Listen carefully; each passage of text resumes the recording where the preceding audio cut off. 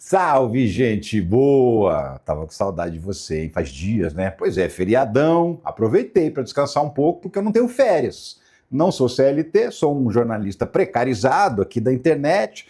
Nossa relação é direta, então, como eu não tenho direito a férias, pelo menos os feriados eu tiro para descansar de vez em quando, senão não aguento, né? Mas enfim, voltei cheio de assunto para a gente comentar. Por exemplo, vou te contar dessa aceitação da denúncia de mais um grupo de golpistas. Sim, já tem mais um grupo que virou réu por conta da tentativa de golpe de Estado. Você vai entender o quê? Quem virou réu, por quê? O que cada um fez, né? Qual é a participação desse segundo grupo que teve o julgamento hoje lá no Supremo Tribunal Federal. Também vou te contar que aquela anistia que os bolsonaristas tanto querem subiu no telhado de vez, né? Porque assim, no Senado ela não anda. Pois é, o Davi Alcolumbre, que é o presidente do Senado, já falou.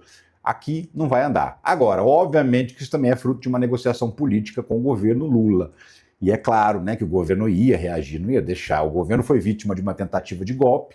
Até parece que eles não iam fazer nada enquanto todo mundo fica tentando anistiar os golpistas, né? Então você vai entender que negociação é essa, onde é que vai parar esse projeto da anistia.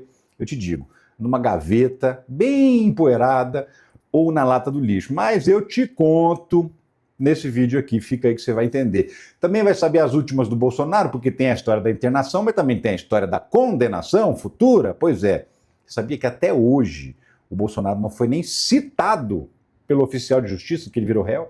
Já faz um mês? Tudo isso por causa dessa internação aí. E essa internação pode também atrapalhar a condenação do Bolsonaro e até o cumprimento da pena. Esse negócio dele tá doente, tá com a saúde frágil. Vou te explicar o que pode rolar. Agora, ele vai escapar da cadeia? Então, isso também você vai entender nesse vídeo aqui, tá? E vou fazer um rápido giro de notícias para falar algumas coisas que aconteceram também. Por exemplo, que o Supremo Tribunal Federal pediu uma grana para reforçar a segurança. Por quê? Por conta de ameaças de bolsonaristas que não param de crescer. Você vai entender o que está rolando com o Supremo Tribunal Federal e os ministros sofrendo ameaças de morte, tá? Também teve uma outra história que é o seguinte: todo mundo que de alguma maneira tem alguma proximidade com Lula, os bolsonaristas inventam alguma história para difamar. Aconteceu com Gilberto Gil e um patrocínio dos Correios para os shows dele. Eu vou te contar essa história também nesse vídeo aqui, rapidinho, você vai entender. E também tem as últimas aí com relação ao enterro do Papa, né? Vai partir daqui do Brasil uma delegação com os chefes dos 3 poderes que vão representar o país no enterro do Papa. Vou te contar tudo isso nesse vídeo. Vem comigo, eu sou Ricardo Mello, sou o explicador-geral da República e estou aqui para traduzir o politiquês para o bom e velho português, mas tem que ser aquele português que todo mundo entende. E já te peço também, né? Senta o dedo no like, se inscreve no canal, ativa o sininho, comenta esse conteúdo, engaja comigo, porque quando você engaja comigo, esse vídeo aparece para mais pessoas, basta um clique no like e já aumenta aí 5, 10 visualizações, tá?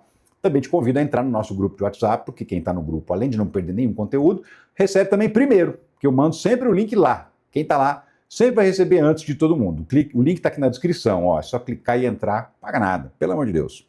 Mas vamos nessa, que você quer saber e eu estou ansioso, como eu disse, estava com saudade para poder passar as notícias para você, né? E a primeira do dia é essa notícia do Estadão aqui, A fatura de Alcolumbre para Lula, comando do BB, o Banco do Brasil, Correios, agências reguladoras e cargo de Silveira. Silveira é o ministro das Minas e Energia, Alexandre Silveira. O que acontece?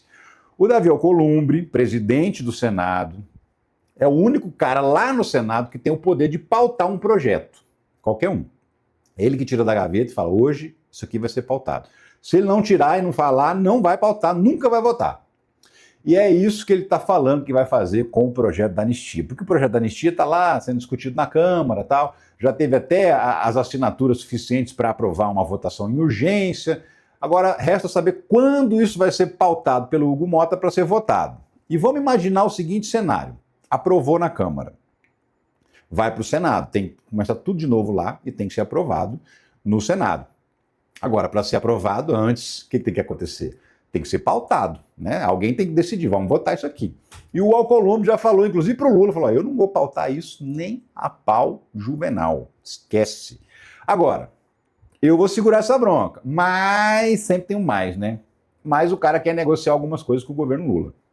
E o governo Lula, aparentemente, está conversando com o Alcolumbre nesse sentido. Se vai sair tudo que ele quer, não dá para saber, porque o cara pede muito, né? Para negociar um meio termo ali. Mas, sim, há uma negociação política legítima, dentro da lei, isso é importante ressaltar, uma discussão sobre uma votação de um projeto. O que o governo está fazendo? O governo está falando, ó, a gente segura a onda aí, porque o Alcolumbre firmou uma aliança mesmo com o Lula. Então, assim, não é que ele está cobrando indicação de cargos só para segurar a anistia. Não, ele está cobrando a indicação de alguns cargos importantes, alguns aliados dele para cargos importantes, para ser um fiel aliado do Lula, daqui para frente até o fim do mandato, tá?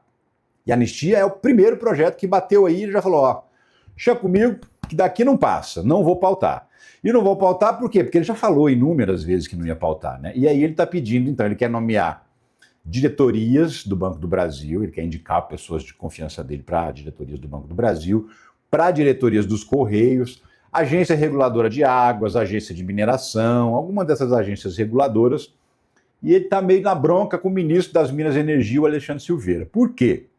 Porque quando ele foi candidato à presidência do Senado, tinha mais 2 candidatos no mesmo campo político ali. O Eduardo Braga, que é senador pelo Amazonas, e o Otto Alencar, que é senador pela Bahia. Os 2 queriam ser candidatos a presidente do Senado também. Aí ele chamou os caras para fazer uma composição, falou, ó, deixa eu ser candidato, e aí a gente faz um acordo aqui. Qual era o acordo? Vocês vão indicar umas pessoas para ocupar funções nas agências reguladoras de mineração, de águas e tal. Só que o Alexandre de Silveira, que é o ministro das Minas e Energia, ele é o responsável por isso também. E ele está atravancando, está dificultando essa nomeação. Então, o acordo que foi feito lá atrás do Alcolumbre com os outros candidatos para eles desistirem não está sendo cumprido até hoje porque o Alexandre Silveira está botando o pé. E aí o Alcolumbre está na bronca e quer realmente que troque o ministro das Minas e Energia. O problema é que o ministro ficou amigo do Lula, ficou amigo da Janja, ficou muito próximo. Ele tinha sido indicado pelo Rodrigo Pacheco, que é senador por Minas Gerais, que é o ex-presidente do Senado. Só que o Pacheco também já avisou o Lula, falou, ó, indiquei, mas da agora para frente não me responsabilizo mais. Se você quiser demitir, não tem problema, não é um cargo da minha cota, não. Só que o cara já tinha ficado amigão do Lula, assim, o Lula já tá falando, pô, o cara é gente boa, né, tá trabalhando aí, tô gostando e tal, não tava pretendendo demitir o Alexandre da Silveira, mas tudo pode acontecer em razão dessa negociação com o Davi Alcolumbre. O fato é, se isso de fato acontecer, aí, ó, esquece a anistia. Pode sapatear, dançar a dança da chuva, fazer o escarcéu no Senado que o Alcolumbre não vai pautar. E eu falo isso como quem lembra que o Alcolumbre, quando ele era presidente da Comissão de Constituição e Justiça do Senado, segurou meses, praticamente 6 meses, a nomeação do André Mendonça para ministro do Supremo Tribunal Federal, simplesmente porque ele não pautava a sabatina. Enfrentou, e olha que era governo Bolsonaro, hein? O presidente era o Bolsonaro, estava cheio de poder na mão, e o cara enfrentou, peitou, e demorou 6 meses para fazer a sabatina do André Mendonça. Então, assim, é um cara que já demonstrou que não tem medo dos bolsonaristas e falou que não vai pautar, não quero nem saber, não tem conversa, né? Direita pressiona por anistia, colocando projetos políticos de Mota e Alcolumbre em xeque. Essa matéria da Veja, ela fala o seguinte, que ela é do dia 19 de abril, que eles estão pressionando a direita, principalmente a extrema-direita bolsonarista, está pressionando tanto o Hugo Mota quanto o Alcolumbre para que, ó, pauta esse projeto que a gente quer votar, né? Porque eles acham que vão criar um caldo, sim, de apoio para aprovar a anistia. E essa pressão não está funcionando. Primeiro que o Hugo Mota já falou, vou chamar os líderes de cada partido, a gente vai fazer uma reunião e lá a gente vai decidir se pauta isso ou não. Não é porque vocês conseguiram as assinaturas que a gente já vai sair pautando. Até porque tem 2.200 propostas de urgência, já aprovada a urgência, que ainda não foram votadas. Pra você ter uma ideia, tem projeto de lei que foi aprovada a votação em urgência em 2018. Faz 7 anos e até hoje o projeto não foi pautado. Então não é porque tem a urgência aprovada que vai ser pautado e vai ser votado. Depende muito. E o Hugo Mota já está dizendo exatamente isso. Vou aguardar, vamos conversar com os líderes, porque ninguém faz nada sozinho. Então ele também está saindo de lado ali para evitar pautar. Agora o Alcolumbre já foi mais categórico. Falou, não pauta, não pauta, não pauta. E acabou, ponto final. E se ele não pautar, não tem anistia. Fim. Não tem nem discussão. Né? Inclusive, no dia 20 de fevereiro, lá atrás, agora esse ano, o Alcolumbre já tinha sido perguntado sobre isso, nem estava nesse movimento tão forte como está agora, e ele disse, a anistia golpista não é assunto dos brasileiros. Ou seja, A dona Maria, o seu João, o seu Otávio, o seu Reginaldo, a dona Genoveva, ninguém está pensando em anistia. Ninguém está falando. Na rodinha, na padaria, quando encontra as amigas, ninguém fala da anistia.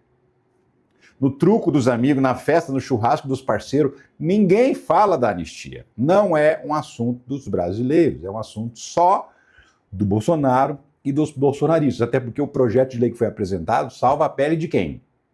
Dos chefes.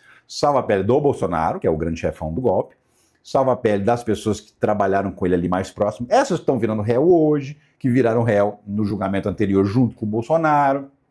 E também livra a barra de quem financiou, tá?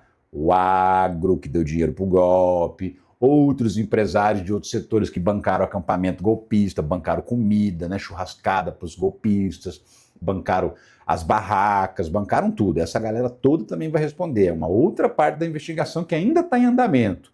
Mas a anistia livraria a cara de todo mundo. A Débora do batom, que se dane. O negócio é liberar a cara do Bolsonaro. É isso que eles estão querendo. Mas o Alcolumbre falou, ó, isso não me comove. Por quê? Porque isso não é o assunto do botequim, não é o assunto da esquina.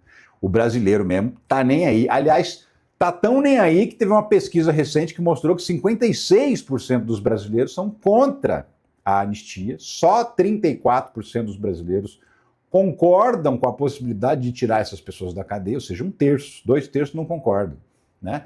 E 52% dos brasileiros querem ver o Bolsonaro na cadeia, segundo as pesquisas que foram divulgadas na semana anterior, né? Até falei sobre isso aqui nos vídeos também. E aí tem uma matéria assim, extremamente contraditória, da própria Veja. O que disse Davi Alcolumbre a integrantes do PL sobre pautar a anistia? Quem lê essa matéria aqui fala, não é nada disso que o Ricardo falou. Por quê? Porque essa matéria diz o seguinte, a jornalista, a Marcela Reihal, da Veja, conversou com algumas pessoas, políticos do PL, do Bolsonaro, ou seja, gente interessada na anistia, e esses políticos teriam contado para ela que ouviram do Alcolumbre o seguinte, não, se isso aí bater aí eu vou pautar. É o contrário, totalmente contrário do que ele próprio fala. Porque eu não vou segurar esse rojão sozinho, porque se aprovar lá na Câmara e bater aqui, eu não vou segurar nem uma semana, eu vou pautar rapidinho. Aí você fala, mas peraí, é tudo o oposto do que você está falando, Ricardo? Então, mas vou repetir, deixar bem ressaltado aqui.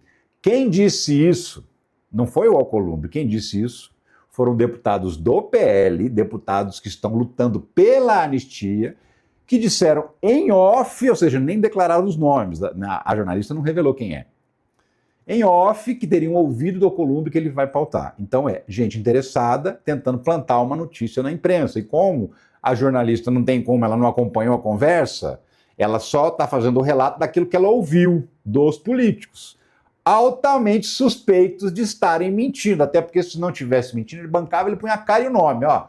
Eu sou o senador fulano, eu conversei com o Alcolumbre e ele me falou isso.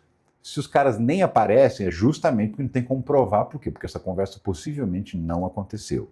Então, neste momento, continua valendo a palavra do Alcolumbre de que não vai pautar anistia nenhuma, para golpista nenhum. Ele até chegou a falar que até via, assim, com bons olhos, a possibilidade de rever algumas penas de algumas poucas pessoas que tiveram ali uma participação menor. Gente que você sabe que é gente manipulada mesmo, né?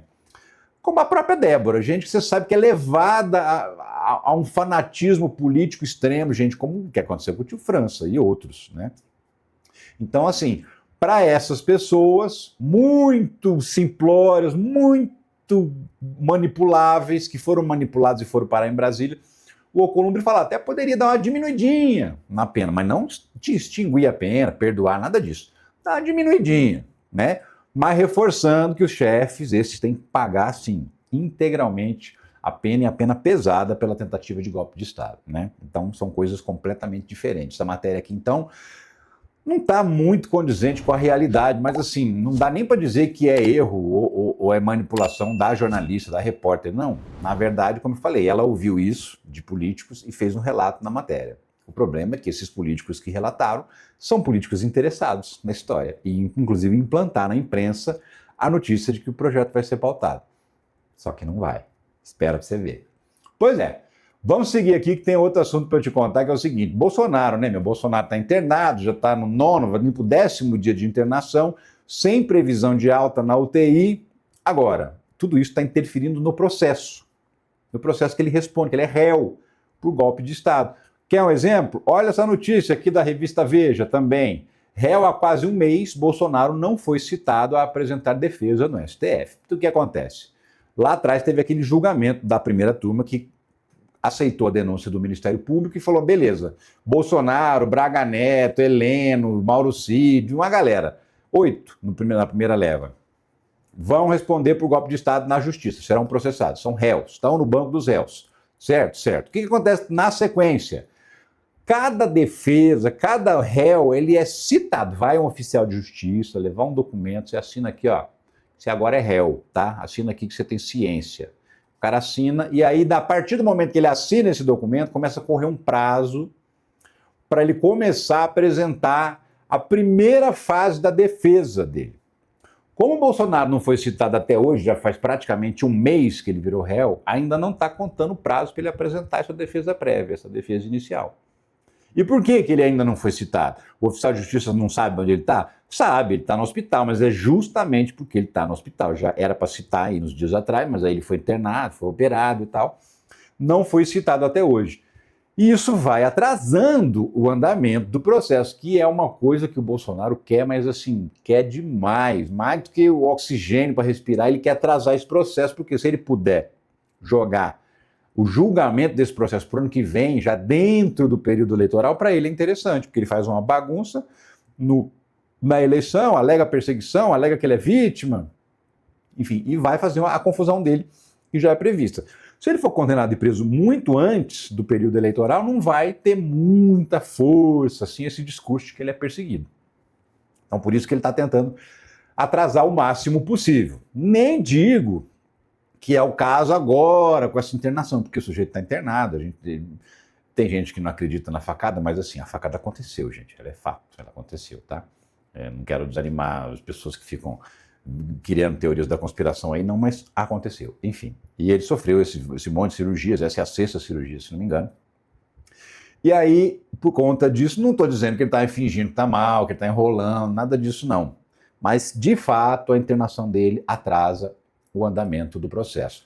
Bolsonaro segue na UTI em boa evolução clínica e com movimentação intestinal, diz o boletim médico. Ou seja, já está cagando. Já está cagando Bolsonaro. Está conseguindo. Então, bom sinal para a saúde dele. Inclusive, muito bom que seja assim, tá? Desejo que Bolsonaro se recupere, tenha plena saúde, que dure ainda muitos anos de vida para que ele possa cumprir a pena dele na cadeia bonitinho, por todos os crimes que ele cometeu tentando destruir a democracia do Brasil.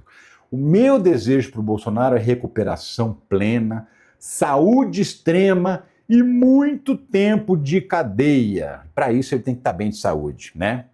Porque senão você já viu. Aliados acreditam que cirurgia de Bolsonaro vai atrasar a condenação. Sim, porque já está começando a atrasar, né? Porque se não foi citado, não começou ainda a correr os prazos da primeira fase da defesa. Depois vai ter que marcar audiências, depoimento de testemunha, depoimento de acusação, de defesa do próprio Bolsonaro. E enquanto ele está nessa, ele está internado, nada disso acontece. Vai atrasando, vai enrolando e vai saber se isso vai interferir de alguma maneira nos prazos que estavam estimados para a condenação dele, que seriam, inclusive, ainda esse ano. Inclusive, ó, a inteligência artificial do Elon Musk já tem até a data da prisão do Bolsonaro. E a prevê prisão de Bolsonaro ainda este ano e agita a web, reportagem da Gazeta de São Paulo. O que acontece? O Guga Noblat, que é um jornalista progressista, filho do Ricardo Noblat, ele fez uma pergunta lá no Twitter para aquela inteligência artificial do Elon Musk, a Grok. E aí perguntou, e aí, quando o Bolsonaro vai ser preso? Né? Dá uma olhada, tem resposta e tudo. Tem um print aqui, ó. Ei, Grok, se tivesse que apostar numa data para a prisão de Bolsonaro, quando seria? E aí a inteligência do Elon Musk, respondeu.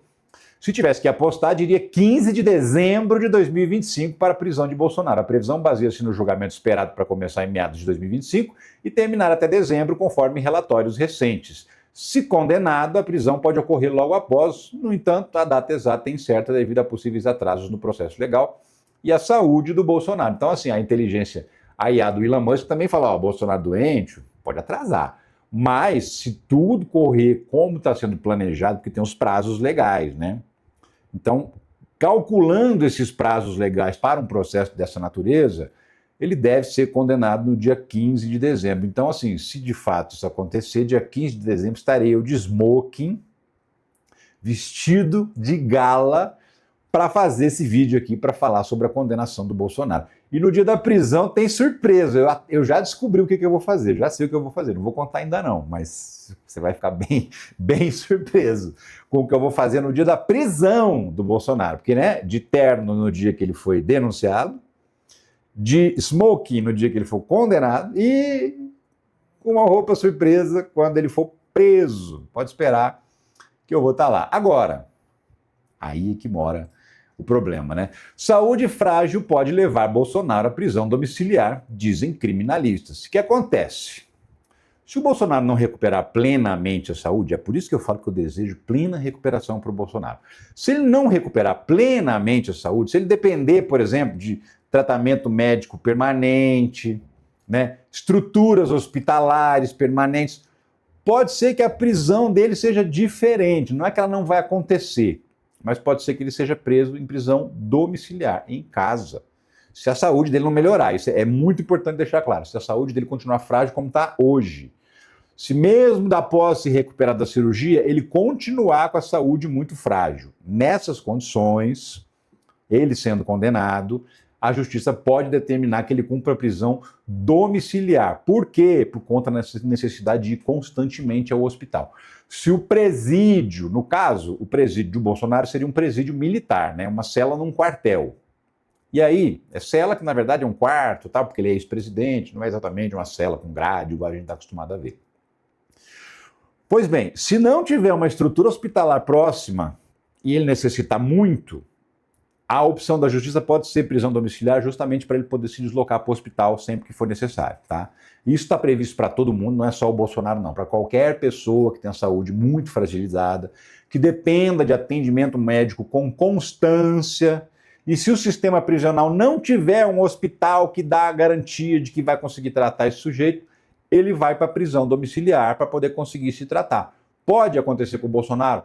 Pode, mas eu tenho fé que o Bolsonaro vai se recuperar plenamente, vai ficar saudável, como diz lá no Nordeste, vai ficar são como um coco e vai cumprir a pena dele em regime fechado, numa cela ou num quarto, que seja, num quartel do Exército, que é onde os militares cumprem pena, e ele vai ficar lá jogando dominó com o general Braga Neto e com o general Augusto Heleno, e com o general Mário Fernandes, que todos vão estar presos, provavelmente no mesmo lugar.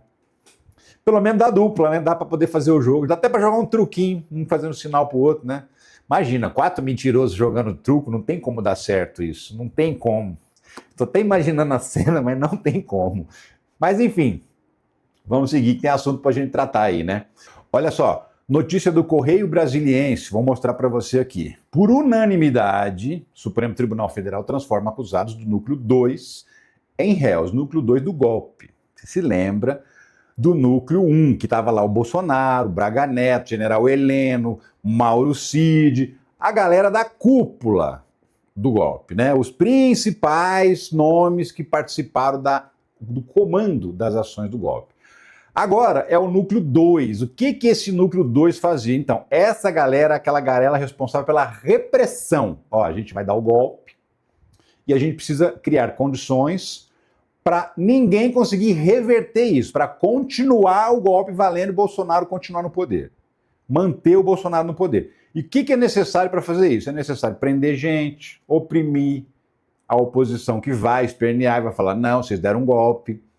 Né, desaparecer com gente. Então tem várias ações táticas e estratégicas. E essa galera trabalhava nesse núcleo, tá? Então vamos lá. Quem são essas pessoas? Tá aqui, ó, as fotografias dos 6 que eram acusados, agora são réus, no caso do golpe de Estado.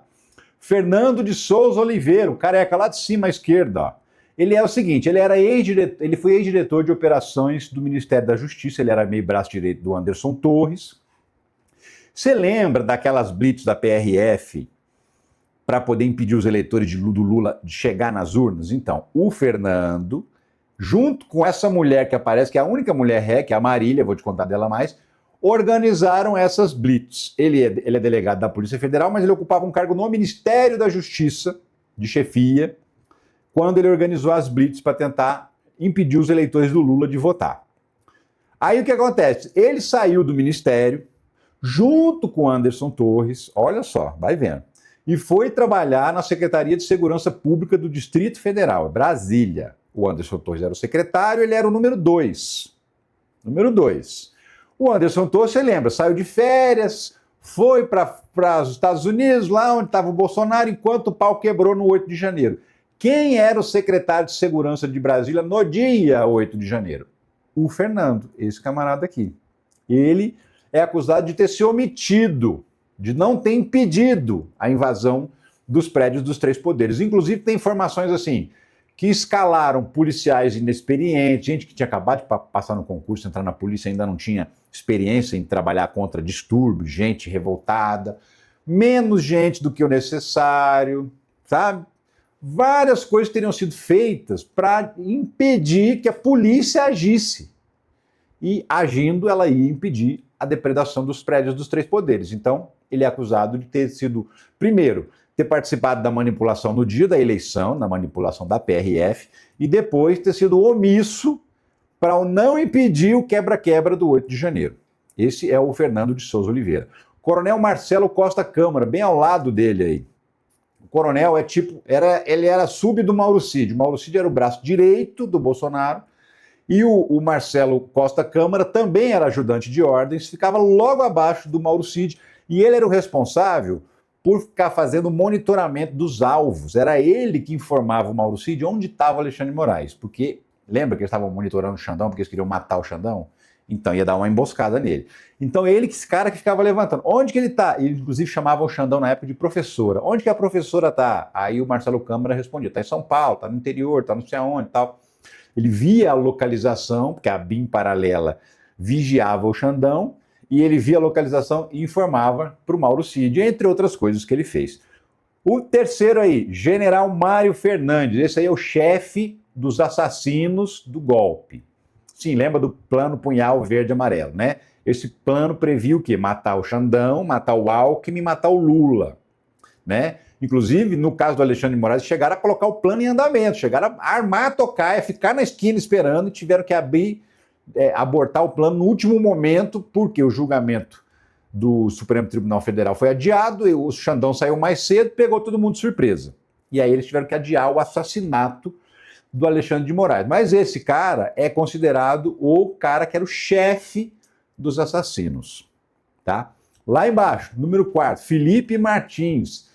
Ele era assessor de assuntos internacionais do Bolsonaro. E quem ele era na fila do pão? Esse aí foi o sujeito que achou uns advogados para fazer as minutas do golpe. Sim, ele trouxe os advogados, trouxe uma galera para discutir com o Bolsonaro a minuta do golpe. Então ele ficou responsável por criar o documento que ia dar o verniz legal para o golpe de Estado.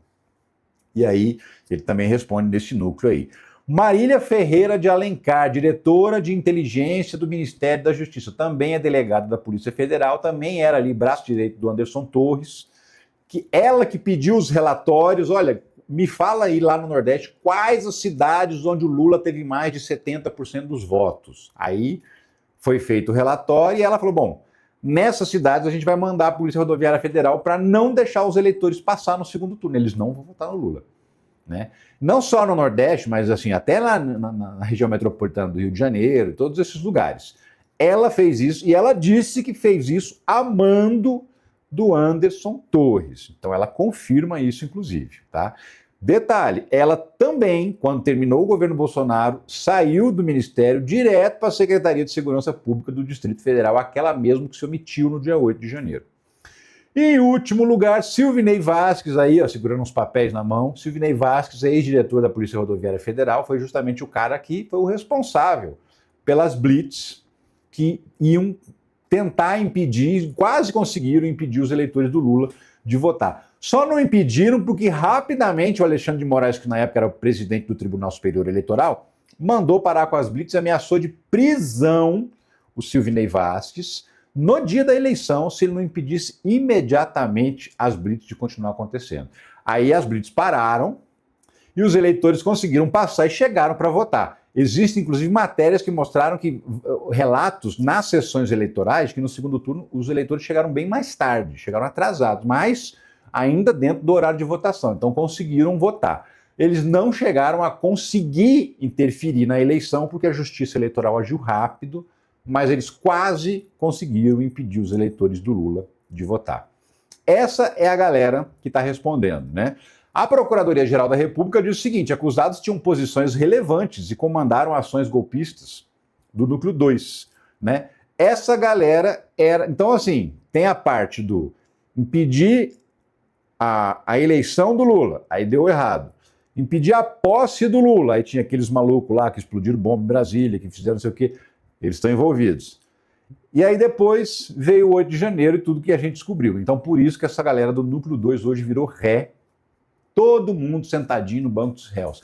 Ainda tem mais 2 núcleos que vão ter esse julgamento de novo, tá? Nas próximas semanas eu vou acompanhar aqui, dar as notícias para você. Quem são cada um deles, o que fizeram para poder merecer estar respondendo a esse processo pela tentativa de golpe de Estado, né? Enfim. Eu queria te dar um recado antes das últimas notícias, que é o seguinte: você quer trabalhar em casa, no celular, no computador, ganhar uma grana extra ou de repente até fazer sua renda principal? Sim, tem um monte de profissões que são digitais. Você trabalha de onde você quiser, de casa, até do exterior, se você quiser. E, inclusive tem profissões gringas, tá? Que pagam em dólar, não é só em real, não. Tem em real e tem em dólar também. Se você está afim de dar uma mudada de vida, de repente, sei lá, parar de trabalhar todo dia fora, parar de encarar uma escala 6x1, eu vou sugerir que você clique nesse link que aparece aqui, o primeiro link de todos que aparece na descrição, bem no alto, que vai abrir uma conversa com o Clayson, que é nosso amigo youtuber. Ele vai explicar o que você precisa saber para ver se alguma dessas profissões se encaixa no seu perfil e se vale a pena para você, tá? Conhecer é de graça, isso eu já te adianto. Você tem 7 dias para avaliar o material e decidir se aquilo serve para você ou não. Em 7 dias, meu amigo, minha amiga, você consegue assistir todo o material e falar: serve para mim ou não serve. Dá tempo, né? Então é tranquilo. E aí, se você achar que é valioso, que pode ajudar a melhorar de vida, aí você embarca, né? Importantíssimo, gente. Existem muitas profissões: prestação de serviço, vendas, gestão de tráfego pago na internet, até para montar um iFood. Tem lá um curso que te ensina isso. É uma escola de negócios digitais, de negócios que você faz pelo computador e pela internet. E pode morar onde bem entender, não faz diferença. Pode dedicar quantas horas você quiser, não precisa o tempo todo estar dedicado também. Porque tem gente, como eu disse, que já trabalha, mas tem um horário livre, então usa isso como complemento de renda. Ganha lá 2, 3, 5 mil reais por mês.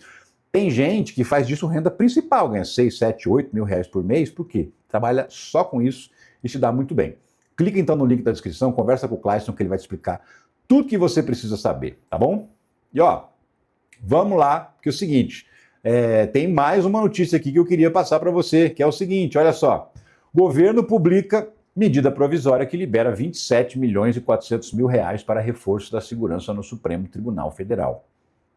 Sim, o Supremo Tribunal Federal está recebendo uma média de 3, 4 ameaças por dia, desde o 8 de janeiro. Não é agora, não. Desde o 8 de janeiro de 2023. Já faz mais de 2 anos. E ainda hoje, todo dia chega ameaça no Supremo Tribunal Federal. Chega por carta, chega por e-mail, chega por telefonema. E ameaça assim: eu sei onde você mora, eu sei onde a filha do ministro estuda, eu vou pegar ela e tal. Esse tipo de ameaça, tá? Não é coisa boba, não. Não é chamar o cara de bobo, chato, feio, não. De ditador de toga, não. É ameaça direta à integridade física, não só dos ministros, mas das famílias também. Então... desde que o tio França explodiu lá a cabeça em frente ao STF, o Luiz Roberto Barroso, que é o presidente do Supremo Tribunal Federal, já tinha pedido a liberação de uma verba para aumentar a segurança. O que acontece? O STF é um prédio completamente aberto, sem muros. E ele é aberto por quê? Porque é permitida a visitação pública. O cidadão comum que ir lá visitar o STF, ele pode entrar no prédio, conhecer os espaços e tal. Só que essa visitação está suspensa desde então por razões de segurança. E tem um gradil que foi colocado em volta do prédio do Supremo Tribunal Federal para proteger o prédio, para ninguém chegar perto demais. Mas também tem que tirar essa grade, porque, de novo, o prédio foi feito conceitualmente para ser aberto a todo mundo. Para isso, precisa reforçar a segurança. Então, vão contratar 40 policiais do STF, da Polícia do Judiciário, né? 40 novos policiais, armamento, scanner, raio-x, tudo isso para garantir a segurança do Supremo Tribunal Federal. São 27 milhões de reais. Veja bem, grana nossa, grana pública, que está sendo empregada porque tem um bando de maluco ameaçando a vida dos ministros do Supremo Tribunal Federal, porque eles não se conformam que o ídolo deles vai para a cadeia, porque cometeu um crime grave de tentar dar um golpe de Estado. Então, mais uma vez, nós estamos pagando a conta das ameaças desse bando de lunáticos contra o Supremo Tribunal Federal. O Lula já assinou a medida provisória e medida provisória entra em vigor imediatamente. Então, assim, assinou a MP, o dinheiro já cai lá o Pix na conta do Supremo Tribunal Federal. Já tem concurso em andamento para poder contratar esses policiais, eles já vão ser chamados, esses equipamentos todos vão ser comprados para reforçar a segurança do Supremo Tribunal Federal. Desde 8 de janeiro de 2023 já foram mais de 1.000 ameaças. Mais de 1.000, tá? Pra você ter uma ideia. É um absurdo, uma loucura. Mas, enfim, o Supremo tem que se defender e o que é lamentável é justamente que essa gente sem noção faz nós, contribuintes, gastarmos mais dinheiro ainda para bancar esse reforço da segurança do Supremo Tribunal Federal. Não deveria existir um troço desse. Infelizmente, existe, né? Bolsonarismo é isso aí. Outra notícia desse giro que eu queria comentar com você é da Folha de São Paulo. Olha só, Gilberto Gil é alvo de difamação impulsionada no WhatsApp. Dia 11, agora, de abril, eu fui no show do Gilberto Gil em São Paulo. E eu vi lá uma propaganda dos Correios, que patrocina o show, né? Um patrocínio cultural. O Correio é uma empresa que disputa mercado aberto, porque é o consumidor, o cidadão comum que compra o produto do Correio, né? Então é uma estatal que concorre com outras empresas que também fazem entregas, enfim, envio de correspondências e tal, né? O Correio não é monopólio mais. Então, naturalmente, ele tem patrocínios, ele faz marketing, ele tem que fazer marketing, tem que dizer, eu existo, sou Correio, vem aqui colocar a tua encomenda aqui, senão todo mundo vai lá na outra, na concorrência, né? Então, naturalmente, ele faz propaganda, e faz propaganda também em atividades culturais. E aí, qual que é o problema? Então, esses dois caras aqui, ó, Felipe Bailês e Luiz Facuri, eles são donos de uma empresa chamada Palver. Essa empresa faz monitoramento de rede social, de site, de emissora de televisão, de rádio, e eles fazem, inclusive, monitoramento de grupo fechado, tipo WhatsApp, Telegram, essas coisas. E aí, 3 dias antes desse show que eu falei que eu fui, no dia 8 de abril, eles detectaram, e essa notícia é mais recente, mas eles tinham detectado lá atrás, uma ação meio estranha de difamação contra o Gilberto Gil. Qual que é a ação? Um disparo em massa de mensagens no WhatsApp, tudo simultâneo, praticamente na mesma hora, em milhares de grupos, com a mesma notícia, que o Lula estaria pagando o tratamento contra o câncer da Preta Gil por meio dos Correios, patrocinando o pai da Preta Gil, que é o Gilberto Gil. Olha o tamanho da teoria da conspiração, o tamanho da volta que eles deram para inventar uma história. Só que isso se espalhou absurdamente, né? E aí a conversa é, o Correio está quebrando, mas está patrocinando um artista comunista. E está pagando o tratamento que a Preta Gil vai para os Estados Unidos com o nosso dinheiro. Enfim, uma maluquice sem tamanho, né? E tudo isso eles perceberam que tem um rito. Começa no WhatsApp, tudo ao mesmo tempo, disparado, ou seja, tem robô aí, óbvio, né? Depois do WhatsApp, ele vai para as mídias sociais, que o pessoal recebe no WhatsApp, começa a postar na rede social. Então, começa a postar no Instagram, no YouTube, no TikTok, não sei o quê. E aí, como está viralizado no WhatsApp, isso acaba viralizando também na rede social. Aí, na sequência, vem os grandes influenciadores, também da extrema-direita, e entram na história para reforçar aquilo, dizendo que é verdade. Dizendo que sim, que está financiando a Preta Gil, essa coisa toda. Ou seja, essa notícia cresce, e aí o governo começou a ser atacado por causa do Correio, e o Gil passou a ser atacado porque é artista comunista. Quando contrata o Gustavo Lima, lá o Bolsonaro contratava o Gustavo Lima para... Bolsonaro não, né? As prefeituras bolsonaristas contratavam o Gustavo Lima para fazer show, ninguém falava nada, né? Não, tudo bem, pode contratar, pode dar dinheiro para artista, por quê? Porque é bolsonarista. Mas se o artista não é bolsonarista, ele simplesmente não pode participar dos patrocínios culturais que todo artista patrocina. É isso que eles querem te convencer, né? Mas, enfim, é importante a gente ter a visão desse episódio justamente para saber como age essa horda de difamação nas redes sociais. Então, funciona assim. Primeiro, eles fazem um disparo automático no WhatsApp, com milhares de robôs, isso vai cair dentro do grupo da família, da sua família, dos seus amigos, do seu trabalho, né? E aí começa esse trabalho de espalhamento. Primeiro vai para a rede social, depois os influenciadores grandes entram e isso dá uma repercussão gigantesca. Então, assim, ficou claro pelo levantamento dessa empresa de que foi uma ação articulada, que não foi espontâneo. Não foi uma revolta do povo contra o Correio por causa do patrocínio. Não aconteceu isso de fato, foi o contrário. Foi uma revolta fabricada por um exército de robôs que são disparados nas redes sociais. Um método que já é conhecido como um método da extrema-direita, um método de manipular o debate público, manipular a opinião pública, sem que de fato a maioria das pessoas esteja pensando num determinado assunto, mesmo assim fica parecendo que está todo mundo pensando ou falando sobre aquele assunto. E não é o caso, né? Cria-se uma imagem artificial, cria-se uma crise artificial, que foi o que aconteceu. Mas a gente percebe aí claramente com esse monitoramento que foi uma crise artificial, que foi montado pelo exército de robôs da extrema-direita. Última notícia que eu queria comentar com você é sobre o enterro do Papa Francisco, né? O Lula vai com a Janja, vai representar o Brasil como chefe de Estado. Mais de 200 chefes de Estado vão estar lá. E quando a gente fala chefe de Estado, é o que? Presidente, primeiro-ministro, príncipe, rei, ditador, todo mundo. Mais de 200, quase que o mundo inteiro vai mandar um representante para o Vaticano para acompanhar o funeral do Papa. E o Lula chamou os chefes dos 3 poderes para ir com ele. Poxa, é um avião, vamos lá, todo mundo. O avião já tá incluído no preço. Então vamos levar as condolências do Brasil inteiro, ou seja, dos 3 poderes da República, para o enterro do Papa. Então o Hugo Mota, o Davi Alcolumbre e o Luiz Roberto Barroso devem estar embarcando hoje, amanhã, para o funeral do Papa. O enterro vai ser no sábado, né? Vai durar uns dias ainda, toda essa cerimônia de funeral. Mas os brasileiros devem estar representados aí pelos mais altos chefes da República, dos 3 poderes. Vão estar lá. E o Lula, claro, que vai aproveitar essa viagem, que vai estar junto com o Hugo Mota, com o Alcolumbre, com o Barroso, para mais uma vez tentar fortalecer essa união em favor da democracia, essa união em favor da defesa do Estado Democrático de Direito. Gente, o governo está indo bem, o Brasil está indo bem, a economia está melhorando, tem coisa para resolver? Tem, um monte, mas assim, muita coisa já melhorou. Mas para a gente continuar nesse caminho, a gente tem que se entender. As coisas têm que caminhar na mesma direção, todo mundo, aqui no Legislativo, no Judiciário.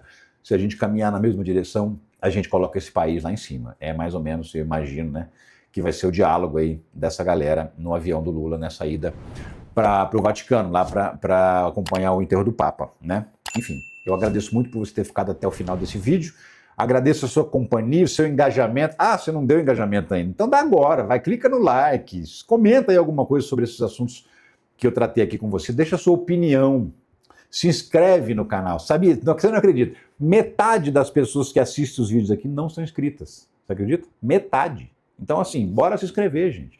Sem contar que esse engajamento, como eu disse, né, aumenta a exposição do vídeo, aparece para mais pessoas. Só isso que eu te peço. E eu fico por aqui, mas eu volto a qualquer momento com outros vídeos sobre a política brasileira e do mundo. Um abração para você. Tchau.